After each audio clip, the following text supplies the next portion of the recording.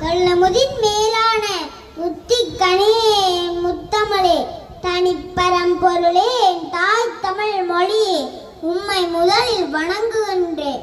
கொங்குமலை சாரலிலே குளிநிலவு தென்றலிலே சங்கத்தமிழ்ந்த தங்கத்தமிழ் மொழியிலே உற்றெடுத்த என் அறிவை பூத்தொடுத்து தருகின்றேன். செவிமடுத்து கேளுங்கள்.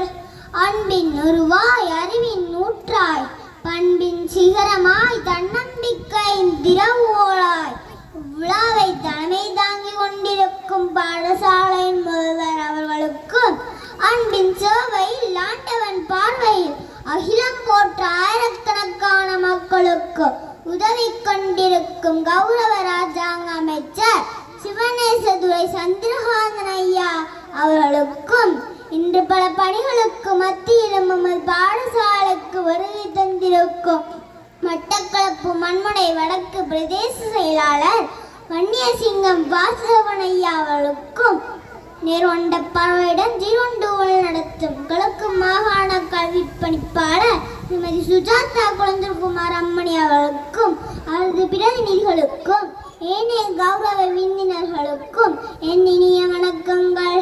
விதைத்தவன் உறங்கினாலும் விதைகள் உறங்குவதில்லை என்பதற்கு சான்றாக வருகை தந்திருக்கும் பழைய மாணவர்கள் எப்போதும் நம்மை வைத்துவிடதோடுக்கும் பாடசாலை அபிவிருத்தி சங்க உறுப்பினர்கள் பெற்றோர்கள் ஆசிரியர்கள் என் சக மாணவர்கள் அனைவரையும் நான் வணங்குகின்றேன்.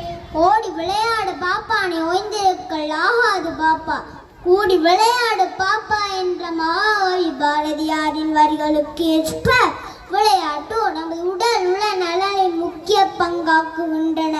நாம் தரம் ஒன்று கற்கும் போது விளையாட்டு முற்றமின்றி ஓங்கி தவித்தோம். இன்று நமது பாடசாலைக்கு விளையாட்டு முற்றம் கிடைத்ததை எண்ணி மனமாழ்ச்சி அடைகின்றோம்.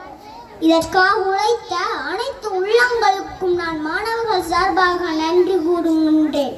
இனி வரும் காலங்களில் சிறுபட்டு மழுவும் செயற்பாட்டை வெற்றிகரமாக முன்னெடுப்போம் என்றும் கோட்ட வலய மாகாண தேசிய மட்டங்களில் சாதனைகள் பல புரிவோம் என்றும் உறுதி கூறுகின்றோம்.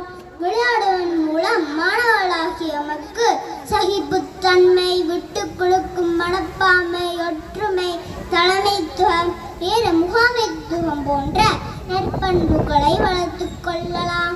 நோய்வற்ற வாழ்வே குறைவற்ற செல்வம் என்பதற்கு நங்க விளையாட்டு ஒரு மனிதனை ஆரோக்கியமாக வாழ வலுவகின்றது என ஆணித்தரமாக கூறி எழுத்தில் தொடங்கி மெய்யெழுத்தை கலந்து மெய்யெழுத்தாக வார்த்தைகளை தொடுத்து செந்தேனா இனிக்கும் செந்தமிழின் என் உரையை முடித்த மகிழ்ச்சியுடன் நன்றி கூறி விடைபெறுகின்றேன்.